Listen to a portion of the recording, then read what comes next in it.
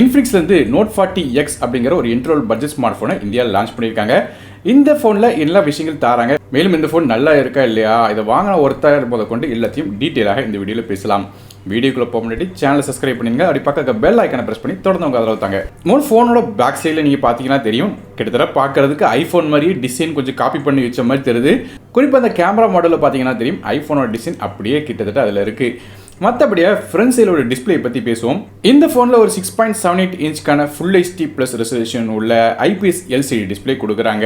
120 hertz refresh rate இருக்கு. மேலும் இது ஒரு பஞ்சுவல் டிஸ்பிளேயாக தராங்க. இது போன்ற கேமரா பஞ்சுவல் கட் அவுட்டை சுற்றி நமக்கு இந்த ஐஃபோனில் இருக்கிற மாதிரியே நோட்டிஃபிகேஷன்ஸ் நமக்கு வரும் சொல்றாங்க.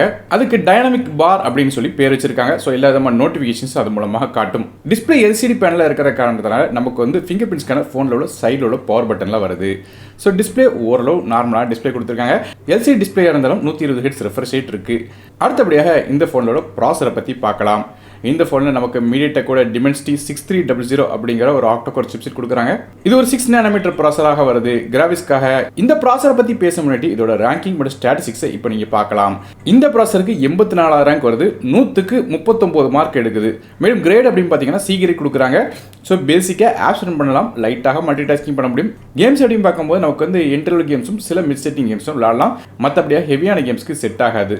RAM மற்றும் இன்டர்னல் ஸ்டோரேஜ் அப்படின்னு பார்க்கும்போது இந்த ஃபோன் 2 டிஃபரெண்டான கான்ஃபிகரேஷனில் வருது. அதுபடி பார்க்கும்போது 8GB RAM with 2GB storage மற்றும் 12GB RAM with 2GB storage அப்படிங்கிற 2 கான்ஃபிகரேஷன் வருது.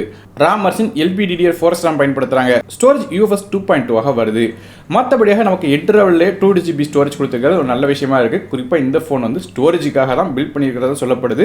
அப்படி பார்க்கும்போது இது ஓகே தான். மற்றபடி மைக்ரோ SD கார்டுக்கான சப்போர்ட் இருக்கு. டெடிகேட்டட் சிம் கார்டு தராங்க. அதனால 1 TB வரையும் எக்ஸ்டெண்டபிள் பண்ணலாம். அடுத்ததாக ஃபோனோட OS பற்றி பேசுவோம். இந்த ஃபோன் Android 14 பேஸ் பண்ண XOS 14 அப்படிங்கிற இன்டர்ஃபேஸ் ரன்னாக சொல்லியிருக்காங்க. அப்டேட்ஸை பொறுத்தவரையும் கிளியராக கம்பெனி மென்ஷன் பண்ணனாலும் 1 வருடத்துக்கான அப்டேட்ஸ் கிடைக்கிறதுக்கான வாய்ப்பு இருக்கு. 2 வருடத்துக்கான செக்யூரிட்டி பேட்ச் கிடைக்கும் சொல்லி எதிர்பார்க்கலாம். அடுத்ததாக ஃபோனோட கேமராஸ் பற்றி பார்க்கலாம். ஃபோனோட பேக் சைட் நமக்கு இந்த ஃபோனில் 3 கேமரா கொடுக்குறாங்க.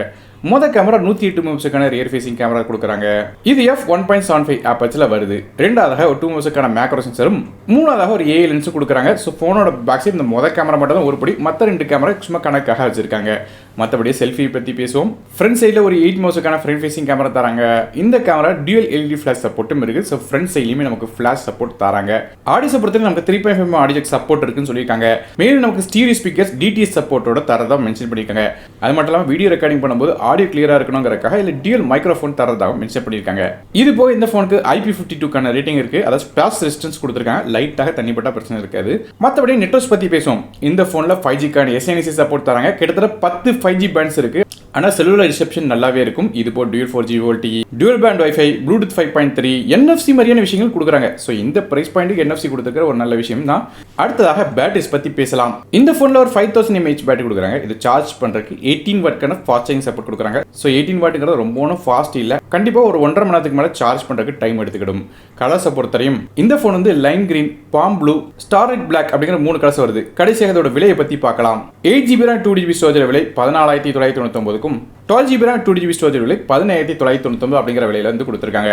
ஸோ ஓரளவு இந்த ஃபோனோட ஸ்பெசிஃபிகேஷன் வச்சு கம்பேர் பண்ணி பார்க்கும்போது இந்த பிரைஸ் பாயிண்ட்டுக்கு ஓரளவு டீசென்டான ஸ்பெசிஃபிகேஷன் கொடுத்த மாதிரி தான் தெரியுது. ஸோ ஒருவேளை ஒரு நல்ல ஸ்டோரேஜ் உள்ள ஃபோன் ஒரு 15,000 ரூபாய்க்கு வேணும்னு நினைச்சீங்கன்னா இந்த ஃபோன் வாங்கலாம். அது மட்டும் இல்லாமல் இந்த ஃபோனில் பாசிட்டிவ்னு பார்த்தீங்கன்னா கேமராஸ் மொதல் கேமரா நல்லா இருக்கும். மற்றபடியே பேட்டரி பேக்கப் நல்லா இருக்கும். இது போல் டிஸ்பிளே ப்ராசர் மாதிரி விஷயங்கள் ஓரளவு ஆவரேஜாக இருக்கும். ஸோ ரொம்ப ஓகோன்னு இருக்காது.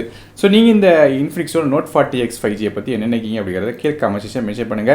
வீடியோ பிடிச்சா ஒரே லைக் கொடுத்துருங்க. உங்கள் ஃப்ரெண்ட்ஸ் ப்ளட்ஃபார்ம்ஸ்க்கு ஷேர் பண்ணிவிடுங்க. நானும் டெக் தமிழுக்காக மற்ற வீடியோஸ் வரை நன்றி, வணக்கம்.